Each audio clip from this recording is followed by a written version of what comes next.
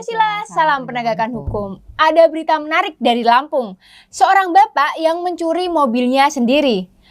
Tetapi ternyata mobil tersebut adalah barang bukti terhadap pelanggaran lalu lintas yang dilakukan oleh bapak itu. Nah, bagaimana sih tanggapan Rumah Pancasila terhadap kasus seperti itu? Sahabat Rumah Pancasila, pertama-tama yang harus kita ketahui adalah bahwa tindakan penyitaan yang dilakukan oleh aparatur penegak hukum, dalam hal ini kepolisian, apabila dalam pemeriksaan di jalan kemudian ada kendaraan bermotor yang tidak dapat menunjukkan surat tanda kendaraan bermotornya adalah sah. Artinya memang kewenangan dari penyitaan oleh pihak kepolisian itu memang ada dan diatur di dalam pasal 270 dalam Undang-Undang Lalu Lintas dan Angkutan Jalan.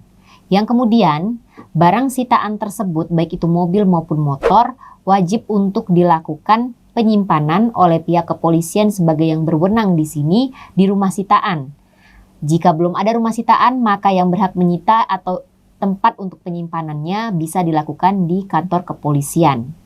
Kemudian yang kedua, tindakan dari seseorang yang mengambil barang sitaan yang masih memiliki kaitannya dengan suatu perkara di pihak kepolisian itu merupakan suatu tindakan yang melanggar hukum. Namun demikian, berdasarkan analisa dari Rumah Pancasila dan Klinik Hukum, pasal yang diterapkan pihak kepolisian dalam kasus ini yaitu dengan menggunakan pasal pencurian 362 KUHP itu kurang tepat. Karena di dalam pasal 362 KUHP memuat unsur adanya mencuri adalah mengambil barang milik orang lain. Yang mana kita ketahui bahwa benda sitaan atau mobil tersebut adalah milik dari si orang yang diambil tadi mobilnya. Sehingga dengan demikian unsur dari 362 khususnya barang milik orang lain di sini tidak dapat dipenuhi di dalam unsur pasal 362 KUHP. Menurut analisa dari kami Rumah Pancasila dan Klinik Hukum, seharusnya orang tersebut tidak dikenakan ketentuan dari pasal 362 tentang pencurian. Tetapi orang tersebut seharusnya dikenakan pasal 221 ayat 1 angka 2 Kitab Undang-Undang Hukum Pidana dengan ancaman pidana maksimal 9 bulan atau denda sebanyak 3 juta rupiah. Di mana pasal 221 tersebut mengatur tentang tindak pidana dengan maksud menghilangkan barang bukti yang masih digunakan dalam suatu perkara tindak pidana.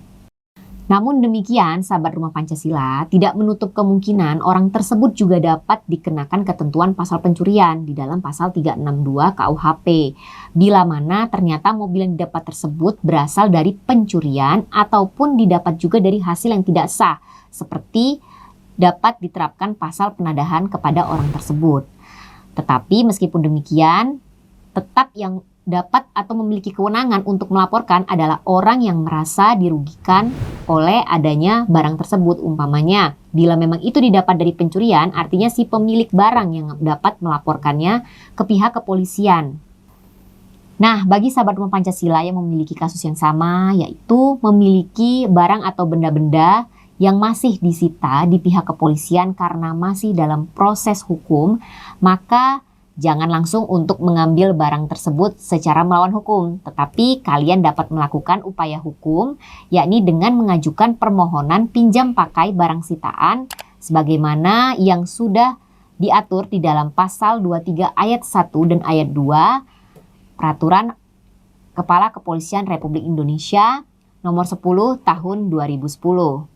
Atau apabila benda-benda tersebut tidak diperlukan secara mendesak, maka benda-benda sitaan tersebut akan dikembalikan oleh pihak kepolisian ataupun pihak kejaksaan yang menyitanya setelah selesai seluruh pemeriksaan, baik itu tingkat penyidikan sampai dengan tingkat pemeriksaan di pengadilan negeri. Itu tadi penjelasan dari Rumah Pancasila, semoga dapat mengedukasi serta menginformasi sahabat Rumah Pancasila. Dan bila sahabat Rumah Pancasila memiliki kasus ingin berkonsultasi kepada kami maupun ingin mendapatkan pendampingan hukum Rumah Pancasila, maka dapat menghubungi nomor di bawah ini. Untuk sahabat Rumah Pancasila, jangan lupa ikuti terus channel dari Rumah Pancasila dan selalu buka mata, buka telinga, dan buka hati. Salam Pancasila, salam penegakan hukum.